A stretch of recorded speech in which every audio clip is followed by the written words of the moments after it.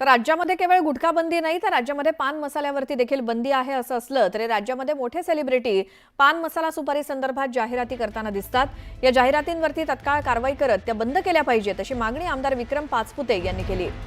गुटख्यामुळे तरुण पिढी भरडली जाते, त्यामुळे या संदर्भात कारवाई करण्यासाठी मुख्यमंत्र्यांकडे तक्रार करणार आहे असं पाचपुते म्हणाले।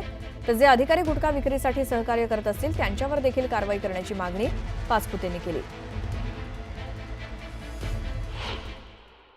सगळीकडे सर्रास पान सुपारी विकली जाते, सुगंधी सुपारी विकली जाते, त्यामुळे याच्यावरती कारवाई होणं गरजेचं आहे। हा प्रश्न आम्ही मांडल्यानंतर एक म्हणजे धक्कादायक गोष्ट अशी आहे की आज माझ्या मतदारसंघामध्ये एक बातमी प्रसारित झाली होती। हे शासकीय कार्यालय, या शासकीय कार्यालयामध्ये बघा रंगरंगोटीची गरजच नाही, गुटखा आणि पान मसाला खाऊन सगळीकडे थुंकलेला आहे।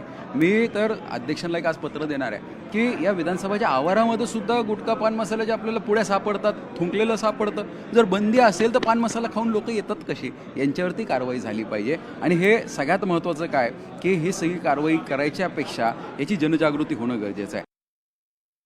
पुढची बातमी, शक्तीपीठ विरोधक पंढरपूरला रवाना झाले। शक्तीपीठ महामार्ग रद्द करण्याची सुबुद्धी मुख्यमंत्र्यांना द्यावी तसंच कर्जमाफी व्हावी यासाठी विठ्ठलाला विरोधक साकडं घालणार आहेत। सतेज पाटील यांच्या नेतृत्वाखाली हे आंदोलक कोल्हापुरातनं सतेज पाटील, राजू शेट्टी तर सांगलीमधनं खासदार विशाल पाटील, विश्वजित कदम हे अंगली फाट्यावरून एकत्रित पंढरपूरकडे रवाना झालेत आणि राज्यभरातून येणाऱ्या शेतकऱ्यांना त्यांनी पंढरपूरमधल्या छत्रपती शिवाजी महाराज चौकामध्ये येण्याचं आवाहन केलं। तर नामदेव पायरी इथे विठ्ठलाच्या मूर्तीला अभिषेक करून साकडं घातलं जात आहे।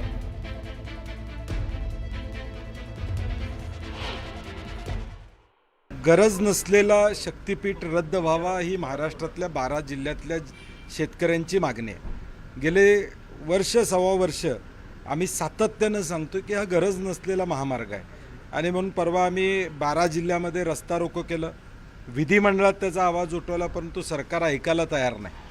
जनतेचं सरकार ऐकत नाही, लोकप्रतिनिधींचं सरकार ऐकत नाही, शेवटी विठ्ठलाचं तरी ऐकतो का हे साकडं घालण्यासाठी आम्ही पंढरपूरला आज सगळेजण 12 जिल्ह्यातले लोक जात आहोत आणि विठ्ठलाला साकडं घालणार आहे की 6 तारखेला महायुतीचे लोक ज्यावेळी अभिषेकाला येतील, दर्शनाला येतील, त्यानिमित्तानं त्यांना या ठिकाणी या शक्तीपीठाचा फेरविचार करण्याची बुद्धी देऊ, ही विठ्ठलाला आम्ही साकडं घालणार आहोत। एक मोठी बातमी, मुंबईमध्ये प्रहार संघटनेच्या कार्यकर्त्यांनी आक्रमकपणे आंदोलन केलं। शेतकरी कर्जमाफीच्या मुद्द्यावरनं विधान भवन परिसरात हे आंदोलन करण्यात आलं। शेतकरी कर्जमाफीच्या मुद्द्यावरती एसबीआय बँकेसमोर हे आंदोलन करण्यात आलं। यावेळी जोरदार घोषणाबाजी करत आंदोलन करणाऱ्या कार्यकर्त्यांची पोलिसांकडून धरपकड करण्यात आली।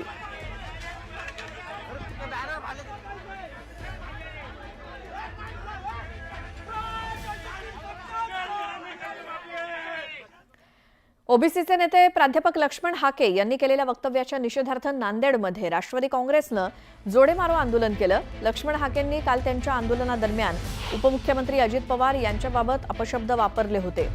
या घटनेमुळे राष्ट्रवादी काँग्रेसच्या कार्यकर्त्यांमध्ये संतापाची लाट आहे। आज नांदेडमध्ये कार्यकर्त्यांनी आयटीआय चौकामध्ये एकत्रित येऊन लक्ष्मण हाके यांच्या फोटोला जोडे मारून रोष व्यक्त केला।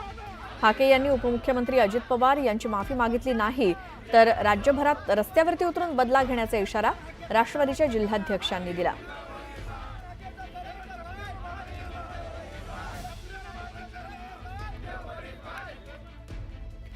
पुण्याच्या खडकवासला भागातील राष्ट्रीय संरक्षण प्रबोधिनीमध्ये थोरले बाजीराव पेशवे यांच्या अश्वारूढ पुतळ्याचं अनावरण करण्यात आलं।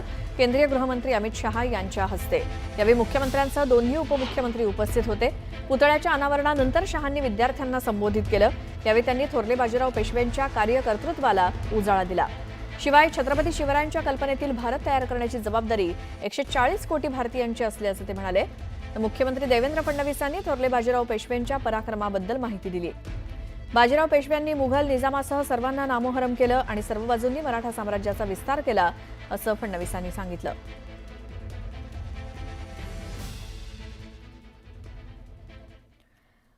विक्रमगडच्या शीळदेहर्जे नदीवरील पुराच्या पाण्यामध्ये एक व्यक्ती अडकला होता।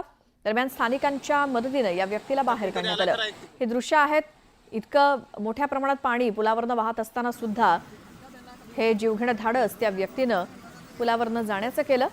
स्थानिकांच्या मदतीनं या व्यक्तीला सुखरूप बाहेर काढण्यात आलं। मात्र जरा जरी हा प्रवाह वाढला असता किंवा मग या व्यक्तीचा जीव धोक्यात होता, वाहून देखील जाण्याची शक्यता होती। मात्र काठावरती असलेल्या काही स्थानिकांनी त्याला मदत केली आणि त्याला सुखरूप किनाऱ्यावरती आणलं.